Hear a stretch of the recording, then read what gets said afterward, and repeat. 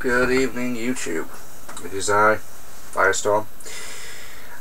It's almost 12 midnight, and well, I thought I may as well do a thoughts video / review that I've been wondering in my head for the last couple of days. So, I have tea.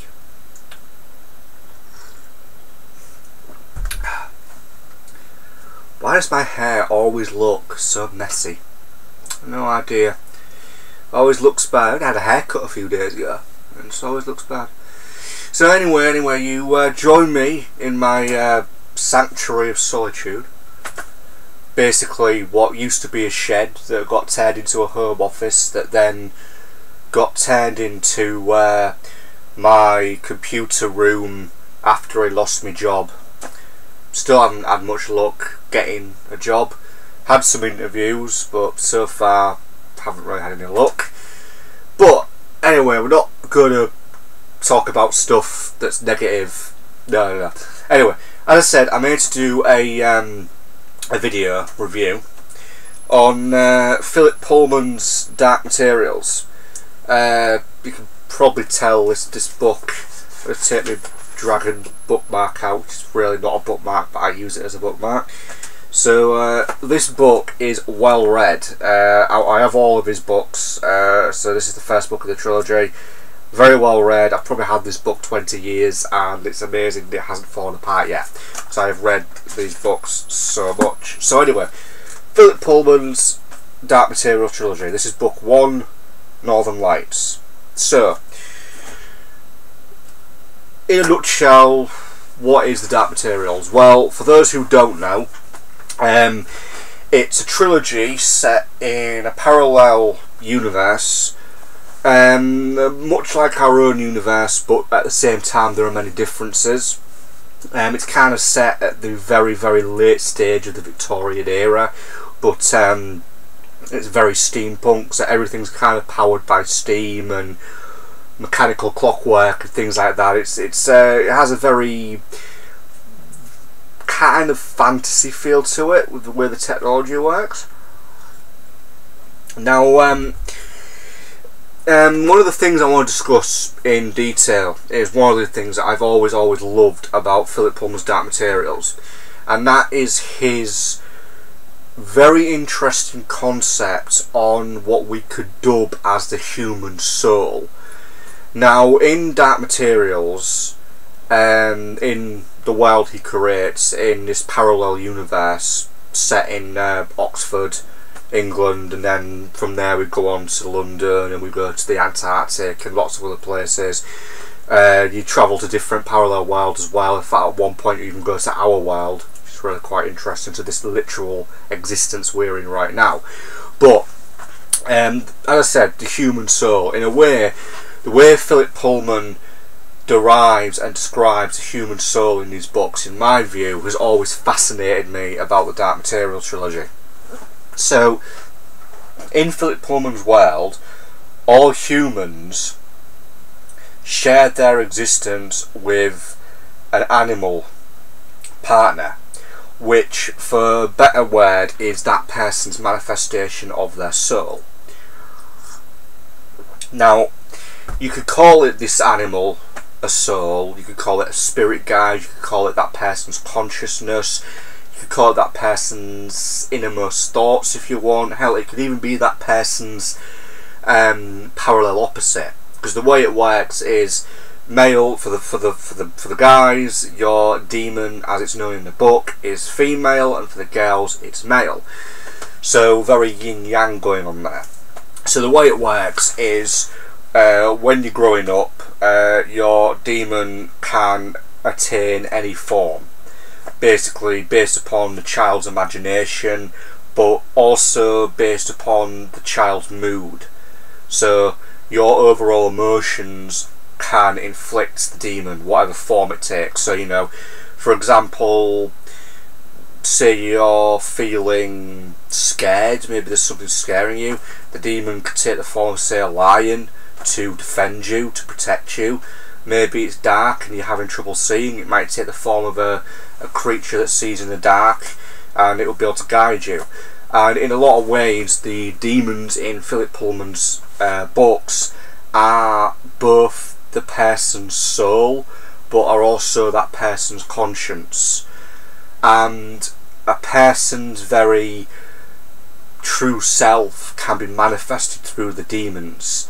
Basically, as I said, when the children, the demons can change shapes rapidly based on that child's desires, their feelings, their wishes, that kind of stuff. But when you basically start becoming an adulthood, and when you go into your teen years and you're going through the most terrible times of puberty, the demon will eventually settle into a single form, and the idea is that final form, whether it be a dolphin, a seagull, a lion, a fox, whatever that animal is, that animal in a way represents that person's personality.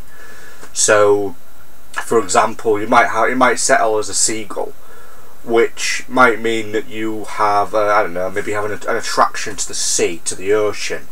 You know, maybe you are very good at maybe you're very skilled as a fisherman, perhaps. One of the many things is a person's settled demon could sometimes reflect that person's overall heritage. For example, a lot of the servants in these books, say for example at the colleges, some of the servants normally have dog demons when they settle, and the type of dog could sometimes reflect that person's overall status in life. So that can tell, that can say about one thing about another. Some people who are quite wise, their demons settle as crows or ravens, and it always kind of foreshadows that person's being. And it's one of the things about Phillip Pullman's books that has always fascinated me. You can really get your teeth sunk into the concepts of the demons, and it really makes you think, well, what do they represent? I mean, you can argue, as I said, you can argue that they are a manifestation of the soul, they are a manifestation of your innermost thoughts, they might even just be a guide that is with you. So not a lot is said about how a demon how it originates. One thing that is known is the name of the demon is chosen by the parents, the demons of the child's parents. So when the child is born, the parent's demon will decide upon a name for that demon. There's no reference, as far as I know, as to how the demons are born. I mean, I kind of have three theories. My first theory is that when in Phillip Pullman's world, when you're born, your demon is born with you in some capacity. I don't know. Upon your birth, the demon is there with you. My other theory is that upon your birth, the demon kind of comes into existence. And my other theory is that the female demon of the father possibly gives birth to the demon of the child, which in a way wouldn't make sense if that demon was in the form of something that didn't give birth. So, for example, if it was in the form of, say, a seagull. Seagulls lay eggs, they don't give birth to live young, so it wouldn't really make sense that it gives birth to a demon. So the most likely theory I have when I kind of think about it is that when you're born, your demon is manifested with you. So in effect, you're born and the demon manifests itself just as you're born. That's kind of my theory. But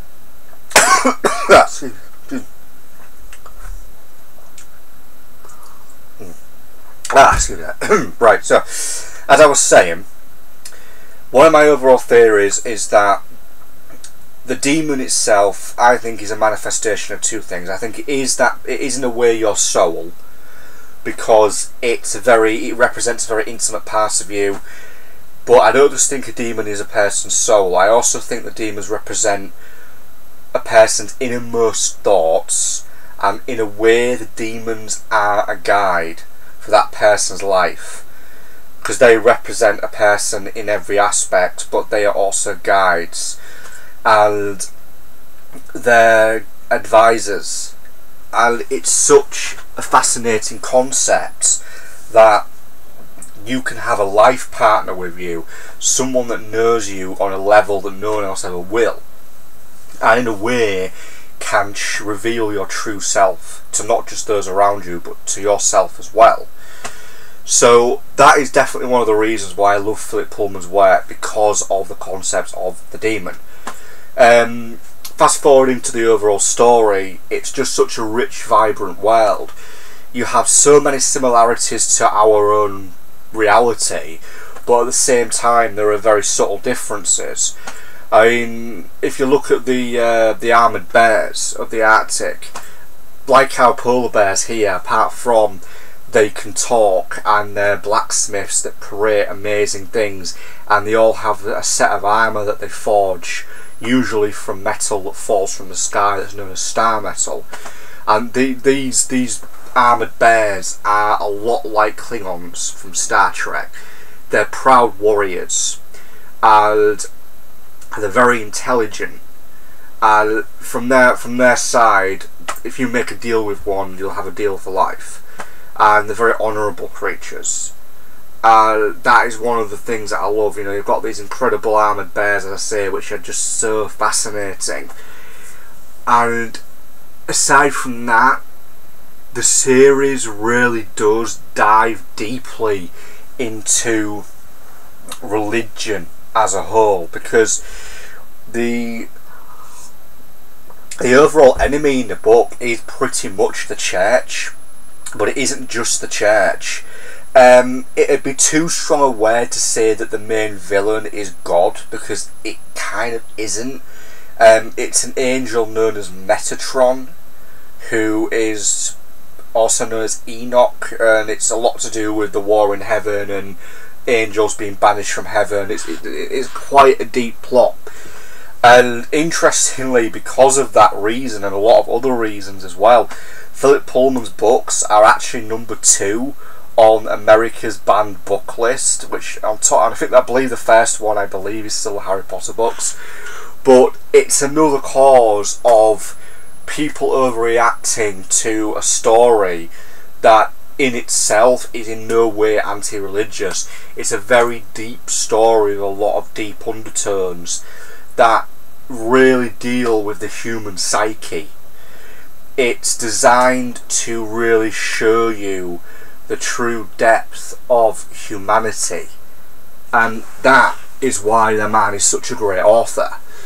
He gives us a world that is forever growing, and it's just amazing, and it always fills my imagination, does Phillip Pullman's books. When I first started reading them, it would have been 20 years ago, so I would have been about 7 or 8 when the first book came out, and it inspired me so much. And as I said, I was fascinated by the demons. I mean, the whole concept of a person's soul being a physical manifestation. The closest thing I could match it to would be spirit guides, and it just really just got my imagination going. I think that will always be one of the selling points for Phillip Pullman's work, the fact that you have this amazing guide throughout your life that is always there. But in a way, there's so much going on in the books, because if you list it off, okay, so you have got a world much like our own that at the same time is different. You've got the demons, you've got witches, you've got the armoured bears, you've got a lot of secret society stuff going on, you've got, in a way, the origins of the universe I talked about. In a way, the connection between the human and the demon is gone into in quite a lot of detail, and all in the middle you've got the main character of Lyra Belacqua, who's very much stuck in the middle of events that she herself has no control over. So all of this has been prophesied. What happens in the book is a prophecy about her. It was foretold by the witches, and the witches foretold this prophecy and she's in the middle of it, but she's unknowingly in the middle of it. And it covers everything, self-sacrifice. Self-sacrifice is heavy in this book. Spoiler alert if you've never read it, but part of the overall sacrifice that Lyra makes is with her demon. So her demon's name is Pantalaimon, or Pan for short. And backstory to this is that the witches in this book, they have demons as well, but their demons are able to travel vast distances. The average person, their demon can't go very far from them without causing both themselves kind of deep inner pain.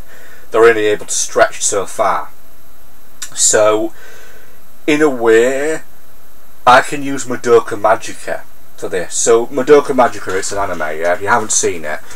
The short version is, it's a magical girl anime, but it is very dark.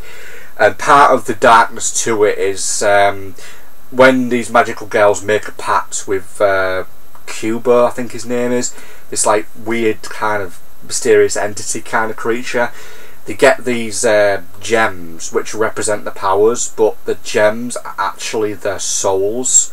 So in a way, their souls are pulled out of the bodies and kept in these little gems, which eventually over time will corrupt and they will become witches or they will die. And they can only go so far from these gems because it is their very souls.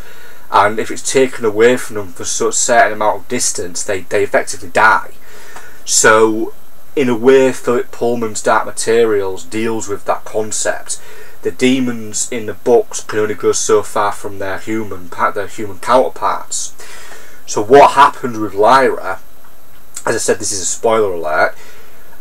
In the if I'm correct, this happens in the third book, if I remember correctly. She basically has to travel to effectively the land of the dead, and however, demons can't go there. She has to leave her demon behind. She has to leave Pantalaimon behind, and by doing this, it effectively results in them having the same connection that the witches have. Basically, he can go as far away from her as he wants, and for a long time he abandons her in a way because he's upset that she abandoned him, and that is a great sacrifice that was foretold. She effectively gave up her very soul to do a great deed, and in a way that deals with self-sacrifice on a level that you don't read about very often in books. I mean, with me, the concept of the demon, as I say, it fascinates me, and I think about it a lot. And I often think to myself, if we had that concept in this world, what would my demon be like? This fascinates me. I mean, she'd be here with me right now. Who knows what she'd look like? I mean, you can never really guess. I mean, you could take into account everything you are at this point in life, and it could be anything. I mean, the way I think about it with me is I've never really lost my imagination. I have just such a vivid imagination. I love writing. I'm always writing stuff.